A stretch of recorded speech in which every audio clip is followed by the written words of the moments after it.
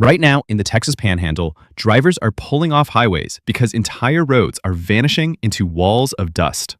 But that same dryline wind creating the dust storm nightmare is also fueling something even worse: violent tornadoes across Nebraska, Kansas, and Iowa later today. Fire, dust, tornadoes. 3 disasters, 1 atmospheric engine. And more than 100 million people are in the path this week.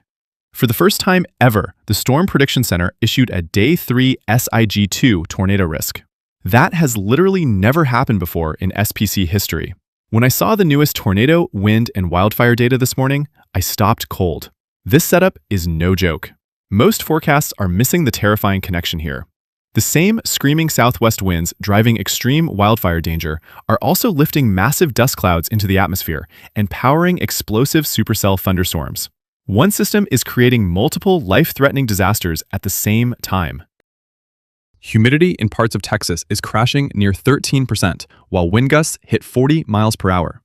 A wildfire in those conditions can explode out of control in minutes. Then, thunderstorms develop nearby, throwing outflow winds of 60 to 80 miles per hour into already active fire zones, suddenly changing fire direction and trapping people with almost no warning. And then there's the tornado threat. The SPC has issued a moderate risk today across Nebraska and Kansas, with Iowa sitting in an increasingly dangerous zone that could still be upgraded. Conditions are becoming extremely volatile, with CAPE values surging, wind shear intensifying, and supercells expected to erupt rapidly this evening. Some storms could produce 80-plus miles per hour winds, baseball to softball-sized hail, and tornadoes capable of staying on the ground for miles. By 5 to 9 p.m. tonight, central and southern Iowa could be dealing with multiple rotating supercells at once. Nebraska and northwestern Kansas may see the strongest tornado threat of the day. And this is only the beginning. Sunday's threat shifts east and intensifies further across Nebraska, Iowa, South Dakota, and Minnesota. The atmosphere will become loaded with 2,000 to 3,000 joules per kilogram of instability and a roaring low-level jet pumping tornado fuel directly into the region. Then Monday arrives, and Monday is the reason meteorologists are sounding the alarm.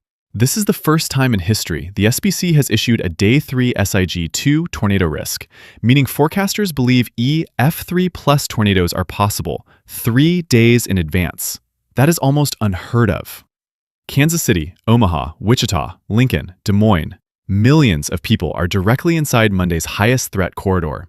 Machine learning models are projecting CAPE values approaching 4,600 joules per kilogram, with intense wind shear and a negatively tilted trough, the same atmospheric fingerprint behind some of the deadliest tornado outbreaks in American history. The historical comparisons are deeply unsettling. April 27, 2011. Joplin, Missouri, 2011. Moore, Oklahoma, 1999. The atmospheric ingredients this week are disturbingly similar.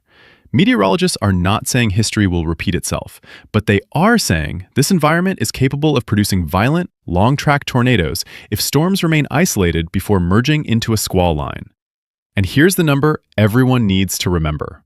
The 1999 Moore EF5 tornado went from formation to destroying neighborhoods in just 15 minutes. 15. That is why waiting for sirens is a deadly mistake. Charge every device tonight. Get cars under cover. Download offline maps. Keep your gas tank above half full. Know exactly where you will shelter before storms develop, because this is not a normal severe weather pattern anymore. This is one of the most dangerous atmospheric setups seen in years. 3 days, 100 million people. Fire, dust, tornadoes, all driven by the same monster system.